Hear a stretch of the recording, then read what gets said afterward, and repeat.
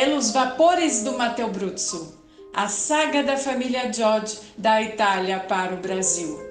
Obra escrita por Priscila Gambari, editora Artner 2022, distribuição gratuita. Narração Priscila Gambari. Participação especial Luca Silvi. Capítulo 6. Interlúdio da despedida. O Brasil tinha enorme interesse na imigração italiana em massa.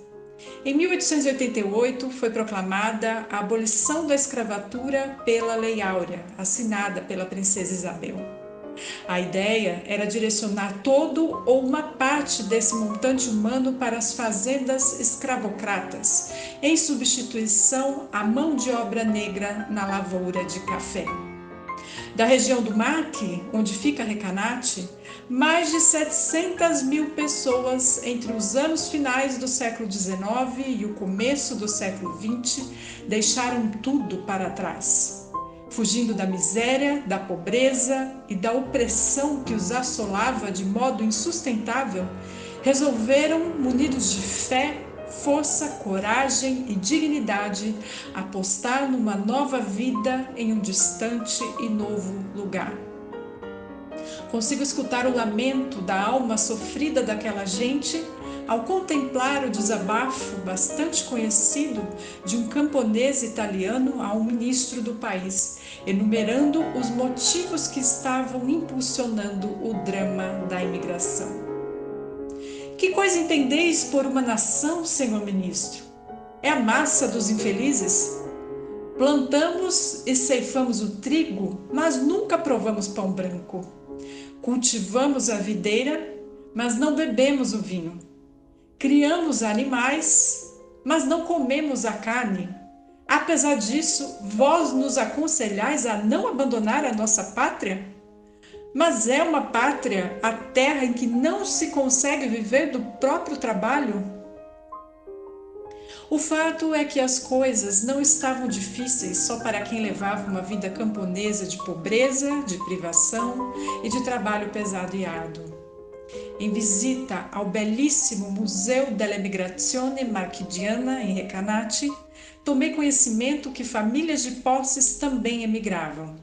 Vendiam bens, absolutamente tudo o que tinham, e apostavam na sorte de tentar uma vida mais confortável com a montagem de algum pequeno comércio ou negócio em cais jamais conhecidos, explorados e tateados.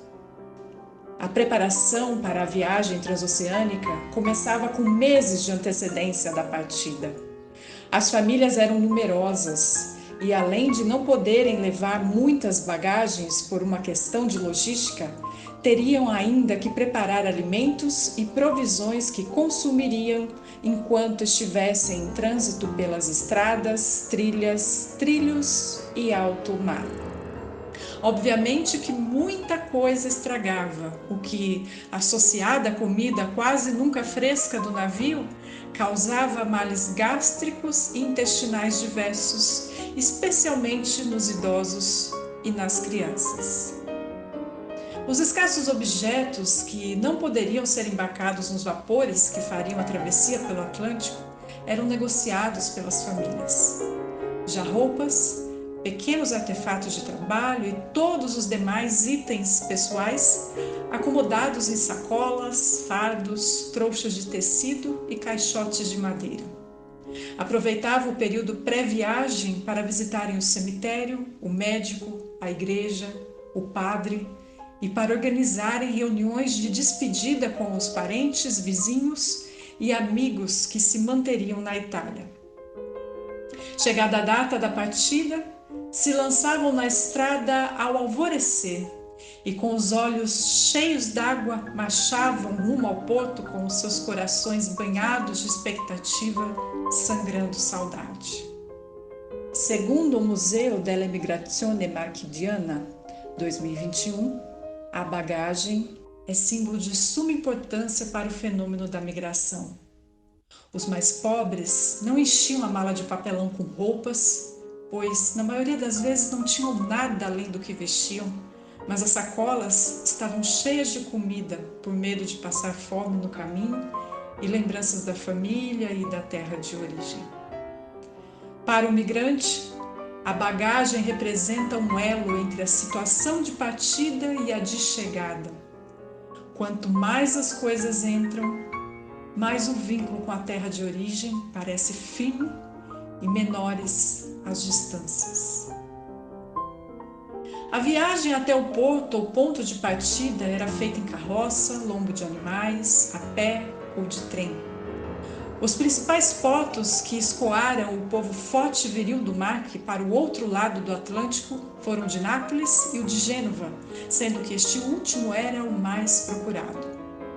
Foi no final do verão italiano de 1894 que houve o êxodo da família de Giuseppe Giotti do Marche para o Brasil. Como atesta o documento obrigatório de boa conduta familiar exigido pelas autoridades consulares, os Giotti viviam, antes de emigrar ao Brasil, na cidade de Castelfidardo, que fica a 10 minutos do Banholo. Eles nunca mais tornariam a mirar as colinas da Città dell'Infinito. Saíram com as roupas surradas e o pouco que tinham nas bagagens igualmente desgastadas, para tentar a sorte em terras tropicais.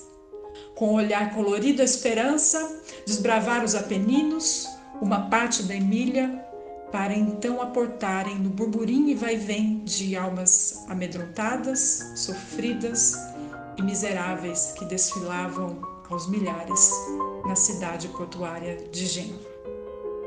O poema de um imigrante, Giovanni Twino. Quando olhei para o mar e divisei ao longe o nada na linha do horizonte, meu corpo estremeceu. Meus pensamentos se embaralharam.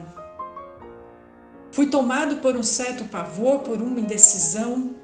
Afinal, eu estava deixando toda a minha vida para trás. Os meus pais, os meus amigos, amores de adolescência, as conversas na praça, os passeios após a missa. Senti uma dor muito forte no peito, minha boca ficou seca e o suor umedeceu as mãos. Agarrei-me a alguma coisa no navio. Baixei a cabeça, procurei respirar fundo e arrisquei. Mais uma vez, olhei para a imensidão das águas. Tentei equilibrar-me colocando as mãos nos bolsos do meu casaco poído. Mantive-me firme.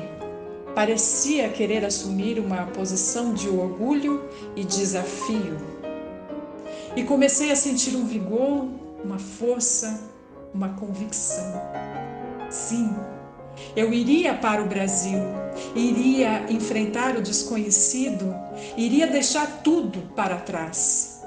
Com o meu suor, com o meu empenho, construiria uma nova vida. Não importavam os sofrimentos e os percalços que poderiam ocorrer. Eu honraria minhas origens. Eu seria o filho de Amabile e de Domênico. Certamente, não enfrentei nem mais, nem menos do que os meus compatriotas. Fui explorado, queriam que eu trabalhasse como escravo, fui enganado, recebi montanhas pedregosas por vales verdejantes. Fiquei doente, quase morri. Trabalhei como um insano, mas jamais desisti.